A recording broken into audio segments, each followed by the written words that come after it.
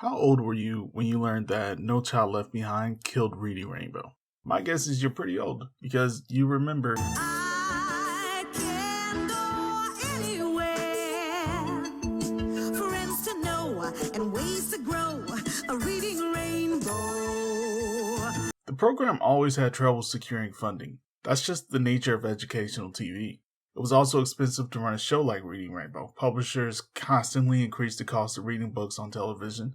The authors and celebrities who appeared weren't paid, and sometimes paid for the production costs of their own segments.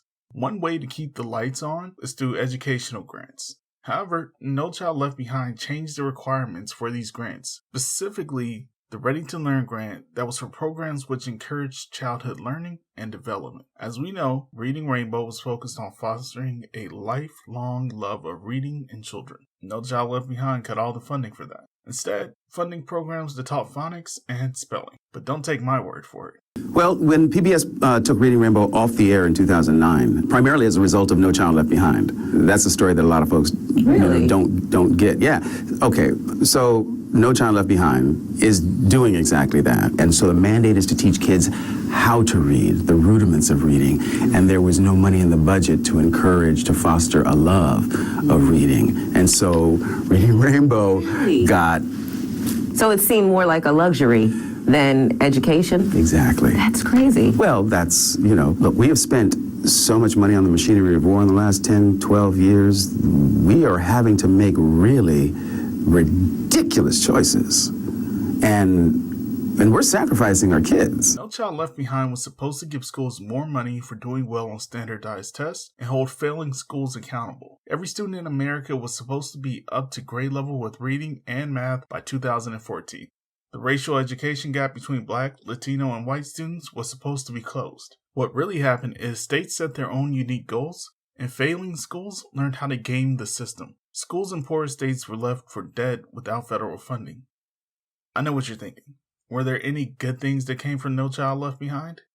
Just one. For the first time ever, students with Down syndrome had their education taken seriously, and because of that, the number of graduates with Down syndrome reached an all-time high.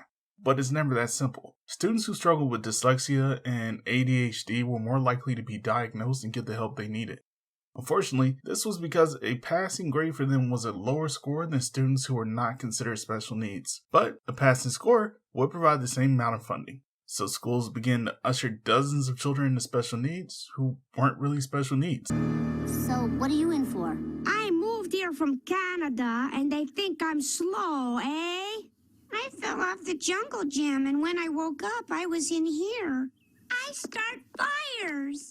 Adding more children to special needs doesn't automatically mean more funding for special needs. But there is an increased cost for educating special needs students. So while children with learning disabilities got more care, children with impairments such as blindness and especially deafness fell to the wayside because schools could not or would not provide accommodations such as sign language interpreters. We have been left with a ridiculous list of problems caused by or accelerated by No Child Left Behind.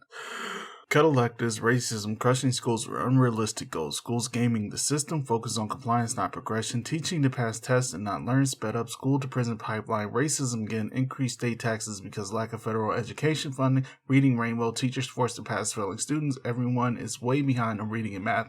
This video. Wanting to improve our education system is a noble cause. No Child Left Behind was not the way to do it. And we're still suffering in 2023 due to it. There's no one-size-fits-all plan for schools, and more importantly, students. However, there are things that have been proven to work, teaching students life skills as well as academic skills. Schools such as Robert Coleman School in Baltimore have begun teaching meditation and yoga for mental and physical health, as well as conflict resolution. It can be as simple as changing the time school starts for high school students, but leaving the children behind was not the way to do it.